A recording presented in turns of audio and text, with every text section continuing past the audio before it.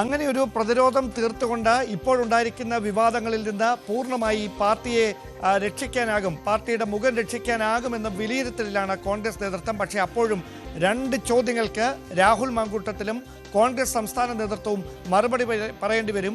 അതിൽ ഒന്ന്, രാഹുൽ തന്നെ ഇതുമായി ബന്ധപ്പെട്ട് ഈ വിവാദങ്ങൾ ഉണ്ടായതിന് പിന്നിലെ 2 തവണ മാധ്യമങ്ങളെ അഭിസംബോധന ചെയ്തപ്പോഴും ആവർത്തിച്ച് ചോദിച്ച കാര്യം, തനിക്കെതിരെ ആരെങ്കിലും നിയമ സംവിധാനങ്ങൾക്ക് മുമ്പിൽ പരാതി നൽകിയിട്ടുണ്ടോ എന്നതായിരുന്നു. അങ്ങനെ പരാതി നൽകിയിട്ടില്ല എന്ന് രാഹുൽ മാങ്കൂട്ടത്തിലും സംസ്ഥാന കോൺഗ്രസ് നേതൃത്വത്തിന് ബോധ്യമുണ്ടെങ്കിൽ പിന്നെ എന്തിനാണ് യൂത്ത് കോൺഗ്രസിന്റെ സംസ്ഥാന അധ്യക്ഷ സ്ഥാനത്ത് നിന്ന് രാഹുൽ രാജിവെച്ചത്? രാഹുൽ തന്നെ പറയുന്നു മറ്റു പലർക്കെതിരെയും സമാനമായ ആരോപണങ്ങൾ ഉണ്ടായിട്ടുണ്ട്, അവരൊക്കെ ഇപ്പോഴും ആ പദവികളിൽ തുടരുന്നുണ്ട്. ധാർമ്മികത ഉയർത്തിപ്പിടിച്ചാണ് രാജിയെന്ന് രാഹുൽ മാങ്കൂട്ടത്തിലും ദീപാദാസ് മുൻഷിയും ആവർത്തിക്കുമ്പോൾ പ്രതിപക്ഷ നേതാവ് VD സതീശൻ തന്നെ അത് അച്ചടക്ക നടപടിയുടെ ഭാഗമായിട്ടാണ് എന്ന് വിശദീകരിക്കുന്നു. അതോടൊപ്പം ഇന്ന് രാവിലെ മാധ്യമങ്ങളെ കണ്ടപ്പോൾ കെ മുരളീധരൻ അതേ കാര്യം ആവർത്തിക്കുന്നു. ഗുരുതരമായ ആരോപണങ്ങളാണ് ഉയർന്നു വന്നത്. അതിൽ പാർട്ടിക്ക് അത് ബോധ്യപ്പെട്ടതിനാലാണ് ഇങ്ങനൊരു നടപടി ഇപ്പോൾ സ്വീകരിച്ചിരിക്കുന്നത്. അങ്ങനെയെങ്കിൽ നിയമപരമായി കുറ്റക്കാരനല്ല എങ്കിലും ധാർമ്മികമായി രാഹുൽ മാങ്കൂട്ടത്തിൽ കുറ്റക്കാരനാണ് എന്ന് സംസ്ഥാന കോൺഗ്രസ് നേതൃത്വത്തിന് കഴിഞ്ഞ 20-ാം തീയതി മുതൽ ഇങ്ങോട്ടുണ്ടായ തുടർച്ചയായ വിവാദങ്ങളുടെ പശ്ചാത്തലത്തിൽ ബോധ്യപ്പെട്ടതിന്റെ അടിസ്ഥാനത്തിൽ തന്നെയാണ് ഇങ്ങനെ ഒരു നടപടി എടുക്കേണ്ടി വന്നത് എന്ന് സംസ്ഥാനത്തോട് അല്ലെങ്കിൽ സംസ്ഥാനത്തെ കോൺഗ്രസ് പ്രവർത്തകരോടും നേതാക്കളോടും ബോധ്യപ്പെടുത്തേണ്ട ഒരു സാഹചര്യത്തിലേക്ക് കാര്യങ്ങൾ എത്തിയിരിക്കുകയാണ്. പിന്നെ എങ്ങനെ MLA സ്ഥാനത്ത് മാത്രം രാഹുൽ മാങ്കൂട്ടത്തിൽ ഇങ്ങനെ തുടരാനാവുമെന്നൊരു പ്രധാനപ്പെട്ട ചോദ്യം ഉയരും. തൽക്കാലത്തേക്ക് നടപടിയെടുത്തു എന്ന് പറഞ്ഞുകൊണ്ട് ഒരു ഉപതെരഞ്ഞെടുപ്പിനുള്ള സാധ്യത ഇല്ലാതാക്കാൻ ഇപ്പോഴത്തെ നടപടി കൊണ്ട് കോൺഗ്രസിന് കഴിഞ്ഞിട്ടുണ്ടെങ്കിലും വീണ്ടും സമാനമായ പരാതികൾ കെ മുരളീധരൻ ഉന്നയിച്ചതുപോലെ സമാനമായ ഏതെങ്കിലും പരാതികൾ ഗുരുതര സ്വഭാവത്തിൽ ഇനിയും പുറത്തു വരുന്ന സാഹചര്യമുണ്ടായാൽ ഇപ്പോഴുണ്ടായ താൽക്കാലികമായ നടപടികൾ കൊണ്ട് അവസാനിപ്പിക്കാൻ കഴിയുന്നതായിരിക്കില്ല ആ തുടർ നീക്കങ്ങൾ. അവിടെ അതിനൊരു തുടർച്ച ഉണ്ടാകേണ്ടി വരും. ആ തുടർച്ചയായി ഇനി 1-ാം ഘട്ടവും 2-ാം ഘട്ടവും കഴിഞ്ഞ് അവശേഷിക്കുന്നത് MLA സ്ഥാനത്ത് നിന്ന് മാറ്റുക എന്ന ഏക കാര്യം മാത്രമാണ്. അവിടെ മുരളീധരൻ തന്നെ അവസാനമായി ചോദിച്ച ചോദ്യത്തിന് നൽകിയ മറുപടിയാണ് ഏറ്റവും പ്രസക്തമായി മാറുന്നത്. പാർട്ടി നൽകിയതാണ് ഈ MLA സ്ഥാനം.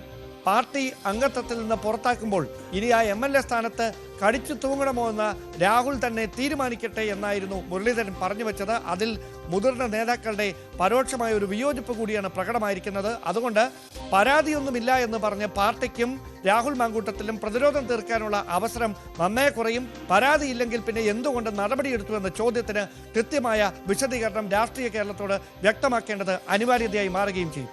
തീർച്ചയായും ഡാൻ ഇപ്പോൾ സൂചിപ്പിച്ചതുപോലെ തന്നെ മുരളീധരന്റെ വാക്കുകൾ ഈ 3-ാം ഘട്ടത്തിൽ ഒരു നടപടി ഉണ്ടാകും, കൂടുതൽ പരാതികൾ ഉയർന്നു വന്നാൽ ഒരു നടപടി ഉണ്ടാകുമെന്ന് പറയുന്നത് പക്ഷേ കെ മുരളീധരന്റെ ഒരു മുതിർന്ന നേതാക്കളുടെ ഒരു അഭിപ്രായം എന്ന നിലയിൽ മാത്രം ഇപ്പോഴും അവശേഷിക്കുകയല്ലേ? KPCC അധ്യക്ഷൻ മാധ്യമങ്ങളെ കണ്ടപ്പോഴും ഈ സസ്പെൻഷൻ നടപടി പ്രഖ്യാപിച്ചപ്പോഴും VD സതീശൻ മാധ്യമങ്ങളെ കണ്ടപ്പോഴും ഒക്കെ പറയുന്നത് ഇപ്പോൾ എടുത്ത തീരുമാനം നടപടി തന്നെ വലിയ കാര്യമാണ്, മാതൃകാപരമാണ്, ഇതിനപ്പുറം എടുക്കേണ്ട കാര്യമില്ല. സമാനമായ കേസുകളിൽ CPM-ഉം BJP-യും ഇത്തരത്തിൽ ഉള്ള നടപടികൾ അല്ലെങ്കിൽ MLA സ്ഥാനം രാജിവെപ്പിച്ചിട്ടുണ്ടോ? അത്തരത്തിൽ കടുത്ത നടപടിയിലേക്ക് കടന്നിട്ടുണ്ടോ? ഇല്ലല്ലോ. അപ്പോൾ പിന്നെ കോൺഗ്രസിന് അതിന്റെ ആവശ്യമുണ്ടോ? അത്തരത്തിലൊരു കീഴ്വഴക്കം കേരളത്തിൽ ഇല്ല എന്നുള്ളതാണ്. അപ്പോൾ ഗുരുതരമായ ആരോപണങ്ങൾ ഇനി ഉണ്ടായാലും കൂടുതൽ പരാതികൾ വന്നാലും പാർട്ടി MLA സ്ഥാനം രാജിവെപ്പിക്കുക എന്നുള്ള ഒരു നടപടിയിലേക്ക് കടക്കും എന്ന് കരുതേണ്ടതുണ്ടോ? കാരണം ഈ ഒരു ഉപതെരഞ്ഞെടുപ്പ് ഇനി നേരിടാനുള്ള സാഹചര്യത്തെ വളരെ ആശങ്കയോടെ തന്നെയല്ലേ കോൺഗ്രസ് നോക്കിക്കാണുന്നത്? അതായത് സംസ്ഥാനത്ത് ഇതിനു മുമ്പും പ്രതിപക്ഷത്തും ഭരണപക്ഷത്തും ഇരിക്കുന്ന പല MLA-മാർക്കെതിരെയും സമാനമായ ആരോപണങ്ങൾ ഉയർന്നിരുന്നു. പക്ഷേ ആ ആരോപണങ്ങളൊന്നും ഈ സ്വഭാവത്തിലുള്ളതായിരുന്നില്ല. അതൊക്കെ ഏതെങ്കിലും ഒരു വ്യക്തിയുമായി അല്ലെങ്കിൽ പരമാവധി 2 പേരുമായി മാത്രമൊക്കെ ബന്ധപ്പെട്ടിരുന്ന കാര്യമാണ്. പക്ഷേ ഇത് നാനാ കോലുകളിൽ നിന്ന് കാറ്റടിച്ചു വരുന്ന പോലെ, പേപ്പർ പറക്കുന്ന പോലെ ഇങ്ങ് പറന്നു വരികയാണ്. അതിൻ്റെ തെളിവുകൾ കൂടി സൈബർ ഇടങ്ങളിലൂടെയും അല്ലാതെയും ശബ്ദരേഖയായും അല്ലാതെയും പുറത്തു വരുന്ന ഒരു പശ്ചാത്തലം കൂടി ഉണ്ടായതോടെയാണ് പാർട്ടി കൂടി അതിന് വില നൽകേണ്ട ഒരു സാഹചര്യത്തിലേക്ക് എത്തിയത്. അതുകൊണ്ട് തന്നെയാണ് നിയമ സംവിധാനങ്ങൾക്ക് മുമ്പിൽ ഒരു പരാതിയും എത്താതിരുന്നിട്ടും പോലീസിന്റെ ഭാഗത്തു നിന്ന് ഒരു FIR-ഉം രജിസ്റ്റർ ചെയ്യാതിരുന്നിട്ടും ഇതിന്റെ പ്രത്യാഘാതം എത്രയാകുമെന്ന തിരിച്ചറിവ് സംസ്ഥാന കോൺഗ്രസ് നേതൃത്വത്തിന് ഉള്ളതിൻ്റെ അടിസ്ഥാനത്തിലാണ് ഇങ്ങനെയൊരു നടപടി, അനിവാര്യമായൊരു നടപടി എടുക്കേണ്ടത് അവർക്ക് മുമ്പിൽ ഒരു അനിവാര്യതയായി മാറുന്ന സാഹചര്യമുണ്ടായത്. പക്ഷേ അവിടെ കൊണ്ട് അവസാനിക്കുന്നില്ല കാര്യങ്ങൾ.